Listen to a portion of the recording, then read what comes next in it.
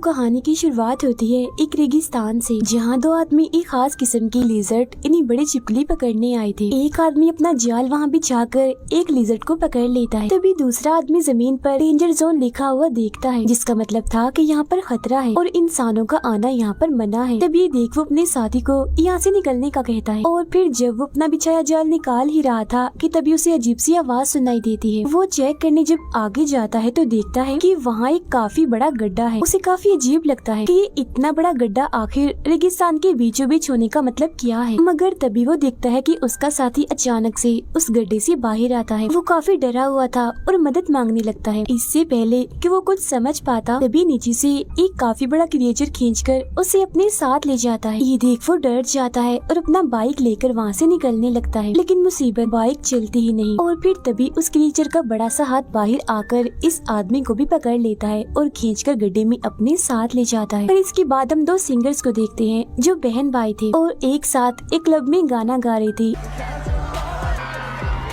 इनमें लड़के का नाम काओ था। फिर जब शो खत्म होता है तो काओ अपनी बहन से कहता है कि हम जो भी पैसे गाने गा गा कर कमाते हैं इतनी मेहनत से, उसमें से आधे से ज्यादा हिस्सा तो हमारा सीनियर ही रख लेता है, इसीलिए अब से मैंने उसके साथ काम करना बंद कर दिया है। उनकी बातचीत करने के दौरान ही वहाँ नशे की रोकथाम करने वाली पुलिस आ जाती है, जो पूरे क्लब में छापा मारती है और सभी लोगों को चेक करने लगती है कि किसी ने नशा तो नहीं किया हुआ। आखिर में उस सिंगर काओ पर ही इल्जाम लगा देते हैं कि और किसी का तो पता नहीं, मगर ड्रग फिलहाल तुमने लिया हुआ। हालांकि काओ उन्हें समझाता भी है कि नहीं, ऐसा कुछ नहीं है, मैंने कभी ड्रग को हाथ तक नहीं लगाया। मगर पुलिस उसकी बातों का यकीन नहीं करती। थोड़ा सोचने के बाद उसका शक अपने सीनियर पर जाता है, जिसके साथ उसने काम करना बंद कर दिया था। फिर अब काओ को जमानत पर छोड़ दिया जाता है। इनकी बातों के दौरान उसकी बहन के पास उनकी मॉम की कॉल आती है, जो बताती है कि आपके नाना की मौत हो गई है। जो सुन वो लोग अपने गांव जाने के लिए निकल जाते हैं अपनी मॉम से मिलने के लिए, जहां रास्ते में काओ अपने नाना के साथ गुजारा हुआ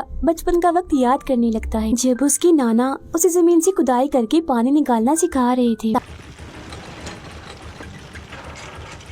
ताकि गांव वालों की पानी की जो तंगी है वो दूर हो सके। अब कुछ ही वक्त के बाद वो लोग अपने घर पहुंच जाते हैं और अपनी सारी फैमिली से मिलते हैं। तभी यहाँ एक लड़की जिसका नाम फोन था वो आती है, जो काओ की बचपन की दोस्त थी और अब वो एक काफी मशहूर यूट्यूबर बन चुकी थी। वो यूट्यूब पर वीडियोस डालती। काओ फोन से बात करने की कोशिश करता है, मगर वो उससे काफी नाराज थी और ठीक से उससे बात नहीं कर रही थी, क्योंकि आज 10 साल के बाद काओ अपने गाँव वापिस आया था। इस बीच उसने अपने दोस्त फोन से कोई भी राब्ता नहीं रखा। अब यहाँ से सीन चला जाता है काओ और फोन के बचपन में, जहाँ हम देखते हैं कि एक बार फोन के डैड काओ के नाना को वो लिजर्ड्स गिफ्ट में दे रहे थे, क्योंकि उन्हें काफी कीमती माना जाता है। ये लिजर्ड्स फोन नहीं पकड़ी थी, मगर काओ ये कहकर उन्हें पिंजरे से आजाद कर देता है कि हमें किसी को भी ऐसे कैद नहीं करना चाहिए। उसकी ये बात फोन को इतनी पसंद आ जाती है कि उनकी दोस्ती हो जाती है। फिर इसके बाद हम वापिस से मौजूदा वक्त में आते हैं, जहाँ हमें वही दोनों आदमी दोबारा से दिखाए जाते हैं जिन्हें हमने शुरुआत में भी देखा था। इन दोनों को दरअसल उसी क्रिएचर ने नीचे गुफा में कैद करके रखा हुआ था। तभी वो क्रिएचर वहाँ आ जाता है, जिसका साइज बहुत ही बड़ा था और वो काफी खतरनाक भी दिख रहा था।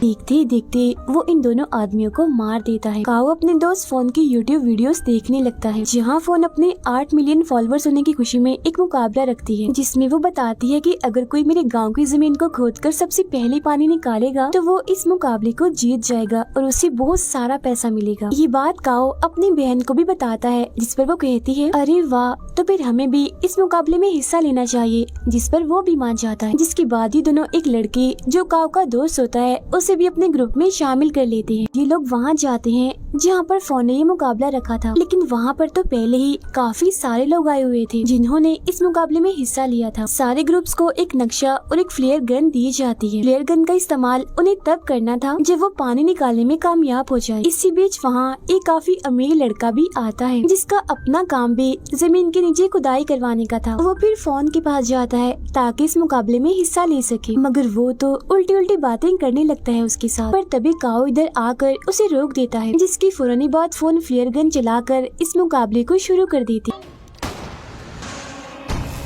है। सभी लोग पानी ढूंढने के लिए अलग अलग जगहों पर जाकर जमीन खोदने लगते हैं। जिस बीच दो आदमियों को शुरुआत वाली उन्हीं दो आदमियों की बाइक मिलती है जो उस क्रिएचर का शिकार बन चुके थे। वो दोनों फिर उस बाइक को लेकर आगे बढ़ते हैं, मगर तभी वो क्रिएचर जमीन चीरते हुए इनके साथ साथ बाइक की स्पीड से दौड़ने लगता है और इनके पीछे पड़ जाता है, जिससे ये लोग डर जाते हैं और अपनी जान बचाने के लिए बाइक घुमा देते हैं।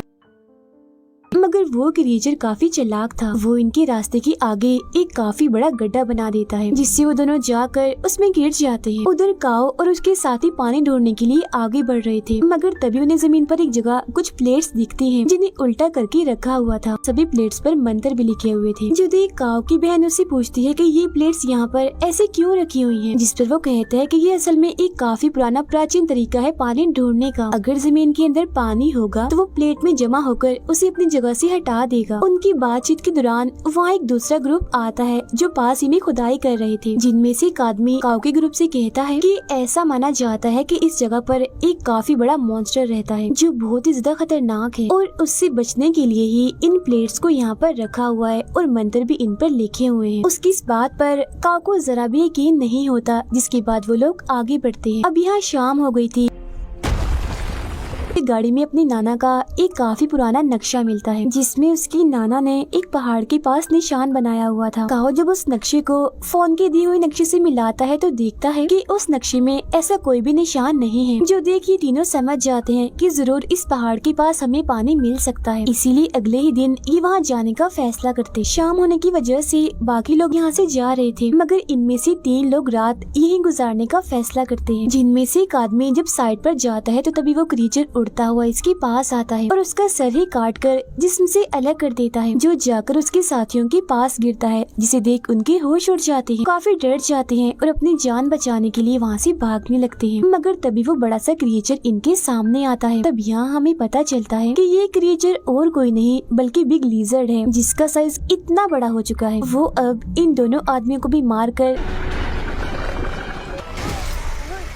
अपना शिकार बना लेता है। फिर अगली सुबह जब फोन को उन तीनों आदमियों के लापता होने की खबर मिलती है तो वो काफी परेशान हो जाती है, इसीलिए वो इस मुकाबले को बंद करने का फैसला करती है। तभी फोन का मैनेजर उस अमीर लड़के को कॉल करके बताता है कि 3 लोग गायब हो गए हैं, इसीलिए फोन इस मुकाबले को बंद करने वाली है। जिस उन अमीर लड़के को काफी गुस्सा आ जाता है, इसीलिए वो कहता है अगर मुकाबला बंद किया तो मुझसे बुरा कोई नहीं होगा, अंजाम तुम जानते ही हो। जिस उन मैनेजर डर जाता है, इसीलिए वो फोन को मनाने जाता है और कहता है कि देखो ये कितनी बुरी बात है, पहले हमने मुकाबला रखा, अब हम इसे बंद कर रहे हैं तो ये अच्छी बात तो नहीं है, इसीलिए हमें इस मुकाबले को बंद नहीं करना चाहिए। और रही बात उन 3 गायब लोगों की, हो सकता है कि वो खुद ही वापस चले गए हों या फिर किसी और ने उन्हें पकड़ लिया हो, तो हमें इन सब बातों को नजरअंदाज करके अपना मुकाबला जारी रखना चाहिए। हालांकि फोन ऐसा करना तो नहीं चाह रही थी, मगर मैनेजर के काफी कहने पर वो अपना मुकाबला जारी रखती। काओ और उसके साथी नक्शे वाली जगह पर आ जाते हैं, जहाँ उन्हें गुफा मिलती, जिसके अंदर जाने पर इन्हें एक ऐसी दीवार मिलती है जो काफी गीली थी, जिसे देख काओ कहता है कि शायद दीवार के पीछे पानी है, इसीलिए हमें दीवार को तोड़ना चाहिए। ये जगह दरअसल उसी क्रिएचर लिजर्ड का घर है, जो तभी यहाँ आ जाती है और काओ के दोस्त को अपने मुंह में उठा लेती है। जो देख दोनों बहन भाई काफी डर जाते हैं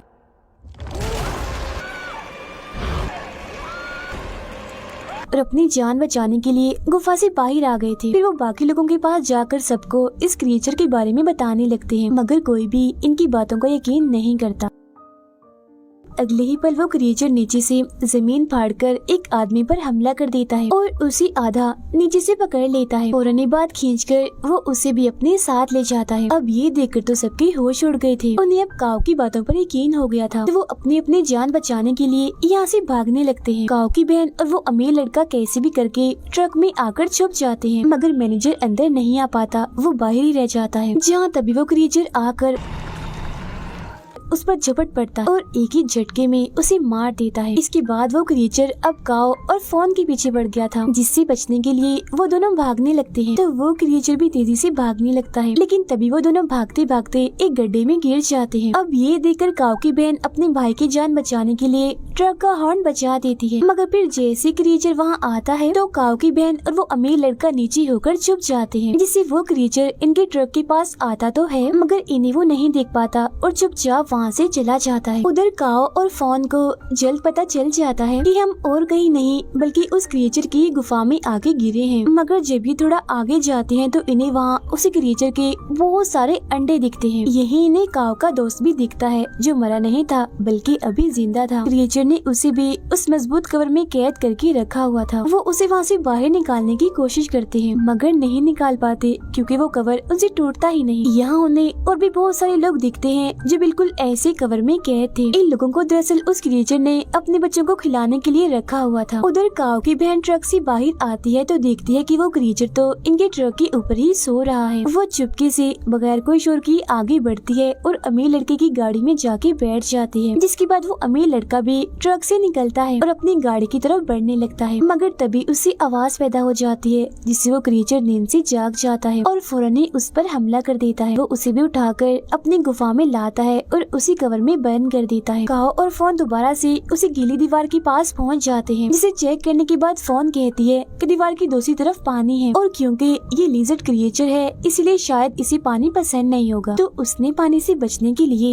ये दीवार बना कर इसके बाद ये दोनों उस गुफा से बाहर आ जाते हैं। जहाँ इन्हें कुछ लोग दिखते हैं तो ये उनके पास चले जाते हैं मगर तभी वो क्रिएचर बड़ी स्पीड में आता है और पलक झपकते ही वो बहुत सारे लोगों को अपना शिकार बना लेता है, उन्हें मार देता है। वो फोन को भी देख लेता है और उसे पकड़कर अपने साथ ले जाता है। अब यहाँ काओ फ्लेयर गन चला देता है जो देख उसके पास सिर्फ एक ही ग्रुप आता है जो वही था जिसने काओ को उन प्लेट्स और क्रिएचर के बारे में बताया था। अब कुछ वक्त के बाद यहाँ काओ की बहन भी आ जाती है। वो लोग एक प्लान बनाते हैं जिसके बाद काफी तेज गाने बजाने लगते हैं। जो आवाज सुन वो क्रिएचर जमीन फाड़कर थोड़ा सा बाहर आता है और सब पर धाड़ने लगता है। वो लोग ये देखकर उसे चारों तरफ से घेर कर उस पर हमला कर देते हैं। जो देख वो क्रिएचर दोबारा से अपनी गुफा में चला जाता है। काओ की बहन कुछ लोगों के साथ उसे गुफा के अंदर जाती है जहाँ वो उन लोगों की मदद से कवर में फंसे हुए सभी लोगों को बाहर निकालती है। लेकिन वो जो अमीर लड़का था वो गुफा में से कहीं गायब हो गया था, जिसे ढूंढने के लिए फोन चली जाती है। अब उस अमीर लड़के ने अपने साथ एक बॉम्ब ला रखा था जिसे ये लोग उसे गीली दीवार में लगा देते हैं, जिसके बाद काओ उसका रिमोट लेकर फोन और उस अमीर लड़के को ढूंढने के लिए गुफा के और अंदर चला जाता है। उधर फोन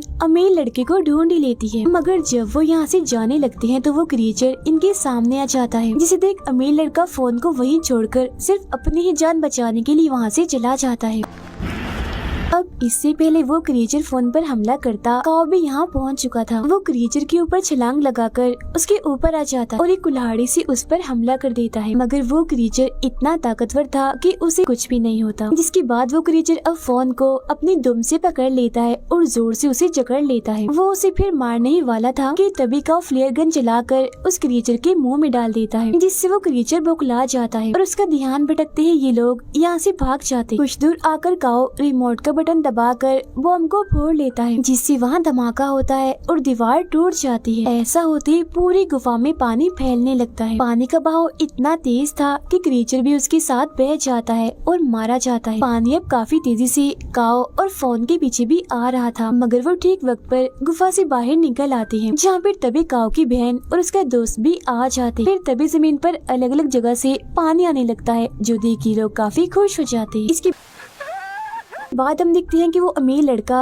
गड्ढे से बाहर आता है जो अभी जिंदा था, जिसके हाथ में उस क्रिएचर का अंडा था, जिसे देख वो काफी हंस रहा था। अब अंडा होने का मतलब ये है कि उस क्रिएचर का जड़ से खात्मा नहीं हुआ, क्योंकि उसके अंडे अभी मौजूद हैं, जिनमें से जाहिर है और भी बहुत सारे लिजर्ड क्रिएचर निकलेंगे। और इसी के साथ ही ये फिल्म यहीं पर खत्म हो जाती है।